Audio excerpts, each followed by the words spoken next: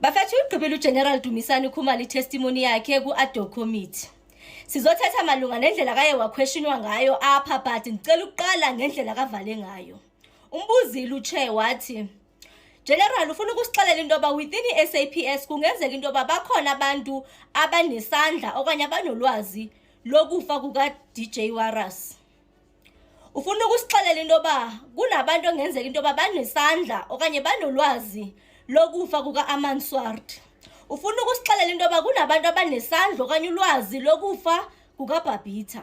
Ufuna ukusixelela into yoba kunabantu abanolwazi abaye badlala indima ngoba icase kaSenzo Mayiwa ibe namhlanje ayikagqitywa. Ufuna ukusixelela into yoba kunabantu abanolwazi ngokufa okanye obafaka isandla malunga nokutshona kuka-Witness Dina. Kuzo zonke ezi uye wavuma uMntungwa wathi yes. Asibuyeleni umva. Qalile namhlanje uJulius Malema ngequestioning yakhe. Wambuza wathi General, usixelela lapho into yoba kuboliwe apha kwa-SAPS apha eGauteng. Ingabe since nisazi into yoba kukhona abantu aba-implicated sezikhona i-arrest na?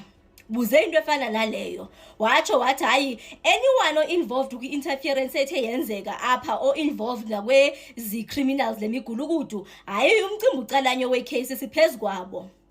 Waqhubeka weza kumcimbi kaJerry Bushugha. Wathi inimephi ngomcimbi kaJerry Bushugha? Waphendula uGeneral wathi when it comes to umcimbi kaJerry inzinyana indaba yakhona because kusike saxuthulwa even idocket yake yahamba. It's later now after a year kusamele into yoba kuyoqalelwa phansi, so usesenzulu umcimbi wecase kaJerry Bushugha. Wabuza malunga nomcimbi we-IDEC into yoba uye waba nento oyithethayo apha while nibhizi nge-operation yokuyo raider kwaKet Matlala noku-arrest uKatiso Molefe. Even i-IDEC inendlela interfere ngayo u-advocate Andrea Johnson. Wathumela i-email apha ene-dockets akanye request akazirequestayo. So in terms of interference yakhe nimephi ngayo, especially ningalibali into yoba kwalo Johnson ngulo owa-arresta uGeneral Khumalo. Into yoba ithini into yakhona kuba bekebuziwe futhi into yoba since eke wakubopha wena ithini indaba yakho, umbopha nini wena? Hayi buhleke kancinci. Waphendula wathi umcimbi ucalanye, when the time is right ndamgqibezelela, the Lord will make it happen. Mamelani ke buze nje imibuzo engathi njalo uMalema asiphume na. Emva kwakhe kwangena uMpangizitha. uMpangizitha wanephatha akayichazile akangichaze ngayo apha eCrucial apho esithi khona hayi man uGeneral Shadrack Sibiya ufikile apha wanento akayithethayo ngoba after year 2022 iPKTT ibise-operator illegally because ibingasenayo i-extension. However, kuna document apha eyasayinwa kusayinwa le extension and for some odd reason isignature kaGeneral Sibiya ikhona apha. Ufuna ukuthini? Wathi hayi yanimangaza nami into yoba afike athi ibi-operator illegal iPKTT ukuthi wazi kahle into yoba yayifumana i-extension i-political killings task team. Yathi lento ufuna ukusixelela into yoba uSoto ufike wasixokisela itsho njalo into. Hayi emva kwakhe kwangena uSauls. uSauls bafethu niyayibona itima kayidlalela ibudlalelephi. But ke ubuze imibuzo efana imibuzo ethi General phansi kwalento ithethile into yoba uthe kuboliwe phe eGauteng waze wathi about i-90% yaye-seniors zapha kwa-SAPS ibolile. Yeyiphi proof i-tangible evidence engabunayo? Ithi lento nami ndingufezi ndiyakwazi into yoba ndithi yazi kula mzulwana ngiyakuthakatha, but xa nditsho njalo it does not mean into yoba kulula into yoba for now, especially since sithetha ngento zomthetho apha ndithi nto kuthakatha utata omkhulu wakhona ugogo wakhona ubani, but uba ndithe nje kula mzilwana it means ingxaki ikhona apha ifuna ukujonga into yakhona. So bawuzama ukufaka nje uGeneral ekoneni ngento efana nani. Hayi wasimela istory sakhe uGeneral wathi ngokwezomthetho andizukwazi noba ndikhiphe amagama abantu because uba ngabe umuntu akakathathwa umthetho uyandivimba into yoba manditsho into yoba ngobani abantu. Waze wabafuna ukuzekelisana ngefinya nge-certain figure uSauls into yoba okay out of I think usebenzise 38,000 if I'm not mistaken in terms of staff at least ungathi bayingaphi angabe babolile apho. Hayi walile ungene ekoneni but umbona nje uba ukwela cala elelingapha. Xa kasuka khona wazobuza umcimbi ubona uba uzama ukuklerisha ke ngoku apha umcimbi kaMinister Senzo Mchunu into yoba so according to wena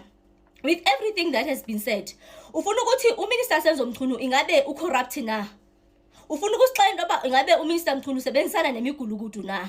Still it's more or less the same answer, because sisesebhizi nge-investigations. Asikwazi into yoba sitsho njalo ngoba umthetho awusivumeli into yoba sitsho njalo. Until further notice, I cannot come here ndithi uyi-criminal uminister Senzo Mchunu.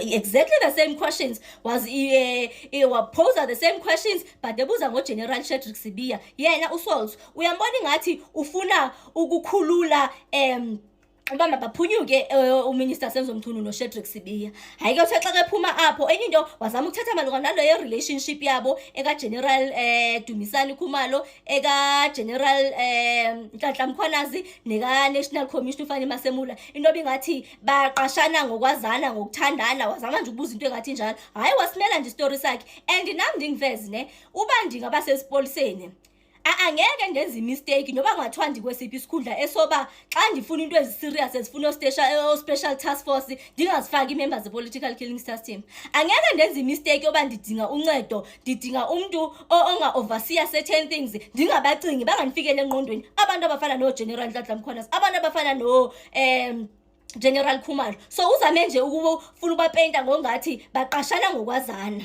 Wabuya uJames unento akayithethile ba kune case ngo2021 eke yaduma apho kwathathwa kwabhaqwa khona kwafunyanwa khona icontainer yayinama drugs worth about 500 million. Sithatha that's the $500 million ke ngoku lento setha ngayo. So ezo drugs ezo zeyaba implicate abantu basesipoliseni ngoba yathathwa ngabantu basemapoliseni khona le yathi zaziswa eGauteng nani. Ezo drugs ezo ukubuziwe into bakha sixelele ngendaba eka Khet Matlala apha. Inoba uKhet uye wapenta uJerry Bushukha njengomuntu beke sebenzisa i-drugs drug dealer. Imbeka phi yena lonto? Hayi utshela uGeneral Dumisani Khumalo wathi naye asimkhiphi kula mcimbi we-drugs, naye uya implicated uKhet Matlala kwezo drugs ezo. Guys, ikhona into ethethekayo ngoKhet Matlala entsha ne esanukuvela into yoba kukhona umcimbi beke uzama khona ideal though ingakange ibe yafinalizeka ideal yakhona eye-70 million beke ifuna Nedbank enenjongo zokuyovula into ebizwa ngoba ibizwa ngoba i-luxury something ivulelwa Masithi Pay Airport ebeza fumana isite inyana Pay Airport. Elo site lase airport kulenda i-treat ama-VIP luxury something ndilibele nje ligama lakhona. So ezingelayo neziphuma besingazuzibona bezingelile i-drugs eSouth Africa uba ngababeki kwenzeka, and lonto it means he had very powerful people beke connected nabo uKhet kulonto yakhe sharp. From apho hayi uBrian Bhele nakhona akayibuzile nje ubuze nje into eyi-1 ethini kale into yakhona ubuseni na ubuze nje umcimbi we-crime intelligence basenze ufikile sebekhona abantu baxoshile na. Hayi wavuma untu wathi hayi about 30 ayabantu because uyafuna umfake ekoneni naye wathi about 30 people ndibaxothile baxothiwe kwa-crime intelligence senze wafika yena kwangela ukhuselo niyambona naye uzama ukukliera imcimbi kandaba eka-minister Senzo Mchunu. Bafethu asikwazi into yoba simkhulula uminister Senzo Mchunu aphunyuke kulento. Nontuli wazama naye uba makaphunyuke uminister Senzo Mchunu, bazama nje ukufaka into engathi ilapho. Or the other thing akaye wathetha ngayo ukhuselo balulekile, ijudge ezimane ziba implicated apha uthe abazukwazi ukufanele izinto zabo beyi-ad hoc committee zingakange zibe amagama khona ayalethwa ezo judges uzifuna apha. So that is the other thing that is very important eyathethwa ngokhuselo. Bafethu ndimthandile uSikhosana enye ndithande inoba ungumuntu ogqibeleyo wavala, because in as much as bebesuppressa uGeneral Khumalo ngongathi lento akayenzile uye denta wenze i-reputational damage kuminister Senzo Mchunu, ungcolise igama lakhe ngento abangengabikho sho ngayo ngoba ayikho into edibanisa uSenzo Mchunu plus le migulukudu for now except ezichethe ngane kuthethwa ngazo kuse wangena ngokugqibela uSikhosana, because dina into ethi xa kephuma pha uGeneral Dumisani ebengahamba nje dandethekile emoyeni wathi uSikhosana le niyenzile sithi qhubekani nayo, anikange nibe niyamcharger uminister Senzo Mchunu but nithethe lento niyibonayo lento niyaziyo ene sithi qhubekani ngophenyo lweni. Okumele into mababanjwe abantu sithi mababanjwe ayi nasijiki nje apho zizo nje basically izinto engabe ndiyazikhumbula ezezabe ziyathethwa, but nje ininzi into niyibona into yoba already kuzoba kunoqhekeko kule ad hoc committee, and ndiyazibuza into yoba will they eventually na xa sekumele into yoba bathathe i-decision iphume. Is it possible that within the SAPS the people who killed Babita Deokaran are known?